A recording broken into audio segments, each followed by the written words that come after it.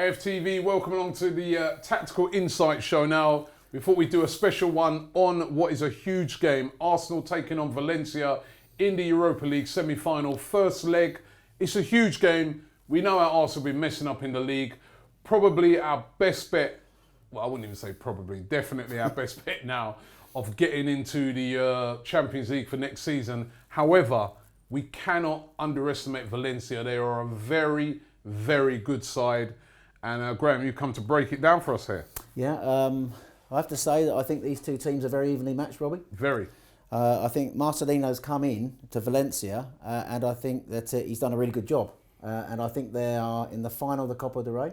Mm-hmm. They are in 6th place in La Liga at the moment. They had a loss at the weekend. They had a poor start to the season. They only won one of their first 10 games, but they had a lot of draws. Then they really picked up. They won 6 in a row around the time they were playing Villarreal.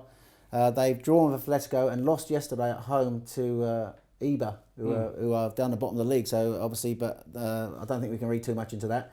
They play a 4-4-2 formation and very much a traditional 4-4-2. He likes his players pressing. He has 2 outstanding wingers, a young lad called Torres and Guedes, who I think is... Guedes, a brilliant player. Yeah, an outstanding player. He's got 3 goals in Europa. What they did very well in the quarterfinal against Villarreal, and this is where we've got to be so careful at home, they will be compact, they will be organised, and they were defending 2 banks of 4, and they looked to hit us on the counter-attack with these 2 pacey wingers. And they've got 2 very good forwards, Rodrigo and Gomero. Yeah. But I think the quality player they've got is their captain, Pereira in midfield. He has scored a lot of goals this season, a lot of assists. He's the fulcrum of the team. And I think he's a very strong part of what they bring. So I expect them to line up. They're missing Jeffrey Kondogbia, who's a very talented... Very, very good player. Yeah. A player that for a long time I'm like, why didn't we... I mean, I think Kondogbia would be a perfect replacement for Xhaka. Yeah. Excellent player. Proper defensive midfielder. Yeah, and we talk about the Arsenal connections with this team and the people looking at this lineup and say, I've left the 2 ex-Arsenal players. Yeah, where's Coquelin and where's... I think Coquelin is suspended for this game. Right. And I think that Gabriel, I think he's going to favour the French young defender, centre-half there, in the 2. So I don't think Gabriel will play. I honestly don't think. I think that we've been talking about this over the last week, me and my friends at work. If only we had sort of kept Gabriel and sold Mustafi back to Valencia. But I don't think Gabriel's going to play in this game. I could be wrong, of course, but I think they'll be very well organised, very difficult to beat. I think they'll have 2 compact backs of 4, and they'll look to hit us on the break. And they scored a very important 3-1 away in Villarreal with 2 late breakaway goals. So we've got to be focused for the 90 minutes.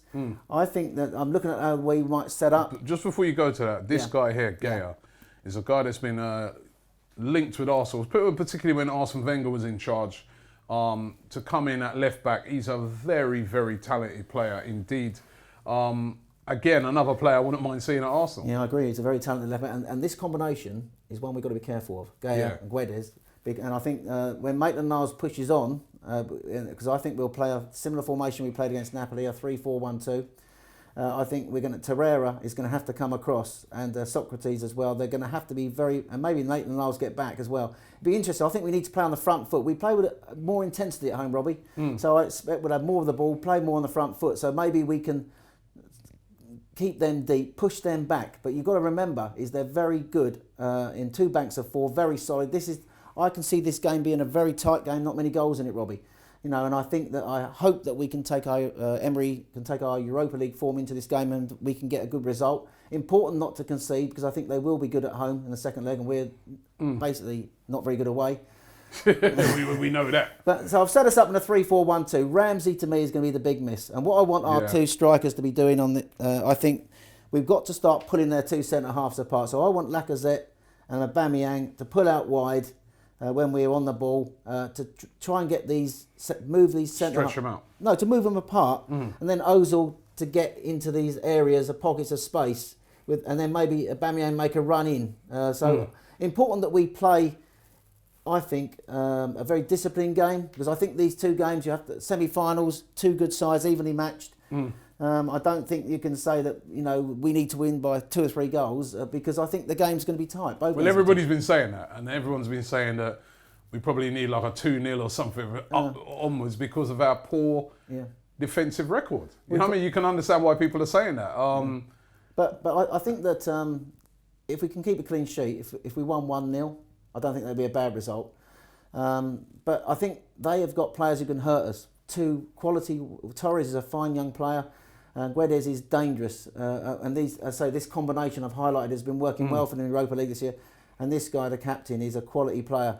And I think that they'll defend, they will defend really well. So I think we're going to have to be patient in this game. I think Ramsey's going to be a massive miss because I think he was the one who drove the team forward against Napoli. Well, this is where Ozil has to stand up and earn his corn now. You know what I mean? You know, we're told every week about the wages he's on. This is where he's got to earn his corn. This is where he needs to show us that he's a world-class player when he's coming up against Valencia in the semi-final. Of course, yeah. Take Arsenal to a final. Take the game by the scruff of the neck. Yep. He didn't play at the weekend. Yep. Should be fresh. Yep. I mean, there was talk that he had some sort of foot injury or something. I don't know how much of that was true. Yeah. But we're going to need him big time in that game. And we're going to need these two as well to play much better than they've been playing recently. I think the thing we got with Xhaka and Torreira at home, Xhaka can control the game from deep, hopefully. Torreira is very good at recoveries. He sprints to the ball better than some of our central midfielders. He can offer us that sort of injection in midfield. And as a pair, I think at home it works well. Yeah. And we need somebody to feed Ozil. What worries me is we become very one-dimensional at the moment with our heavy reliance on our wing-backs. Yeah. And I think sometimes that takes a bit away from Mesut Ozil. Mesut Ozil likes the ball more centrally at times. And I think what I want to see is sometimes is not just use the wing backs because Valencia would have done their homework. They'd be looking at Arsenal thinking they're going to use these wing backs and they'll set up accordingly. So maybe change tactics more. Go sometimes more through the middle if there is space there. And, you know, see how the game pans out. We need to control this game with possession, Robbie. Is Czech? Should we be playing Czech now? We're getting down to the business end, semi-finals, final. No. He hasn't let us down. No. He hasn't let us down at all. Remember, in the last, in the quarterfinals, he kept 2 clean sheets. I've got nothing. And Leno was absolutely brilliant against Leicester. However, against Wolves. Well, I've just said to you, they're going to play on the counter attack. They're going to sit deep in 2 banks of 4, look to hit us on the counter attack using the pace out wide, right? So we're probably going to play a high line. He's going to want Aubameyang and Lacazette to push onto their centre halves. I think ideally try and split them up, sort of to create space. But he's also going to want his, unlike at Leicester, to press forward and press on a high line. So he's going to want Socrates, Koscielny, Monreal to push up in a high line, Maitland-Niles to push up because we want to push them back. So in that instance, you need your goalkeeper, sweeper goalkeeper. Leno suits this formation, 3-4-1-2, more than Czech. So yes, I would go with Leno, but he's going to stick with Czech out of loyalty, isn't he? And I've got nothing against Petr Cech. He's been a fantastic professional, and he's still a good goalkeeper, a good shot stopper. But this, when you play a 3-4-1-2, Leno is suited to that formation. What's your prediction for the game? I mean, how can you call us at the moment the way we've been playing? But it is at home. That's where our strength lies. Our strength lies at home. What are you saying? Well, first of all, I think the players owe us big time after the performance at Leicester. Absolutely owe us big time. And Wolves and Palace. Yeah. So, and they seem, Emery has got the credentials for the Europa League, hasn't he? He seems to sort of, this is why Emery was, in my opinion, brought in to manage the club, because he knows how to win Europa Leagues. So I think that he will do his homework in this game. I think that we will, this is the formation, so I think we go with a 3-4-1-2. I think that we will win the home leg. I'm going to be confident here. I think there'll be 2 tight matches. I think that we will win 1 or 2-0 and take a lead over there. We don't want to be conceding at home, and I think that we'll get the job done at home, Robbie. But when we go over there, I think that on their own pitch with their own fans in that stadium, what's it called? Mestalla. Yeah. I think they're going to be very dangerous. They beat Villarreal 5-1 over 2 legs. They won 3-1 in Villarreal, but bossed it home 2-0. I can see this going to extra time. I think this would be so tight. There's 2 evenly matched teams. Valencia are coming on the back of a good run of form. They've dipped off the last 2 games, but they are playing well at the moment. So, and at home, with our away form, you can't take anything for granted. I think it's going to be 2 tight games. I think we will win at home. They'll win at their ground. I think it's going to go to extra time. I think it's penalties. Oh, gosh, penalties. No, please. I think it's so vitally important that we get a good result at home. I think if we don't, I fear for us.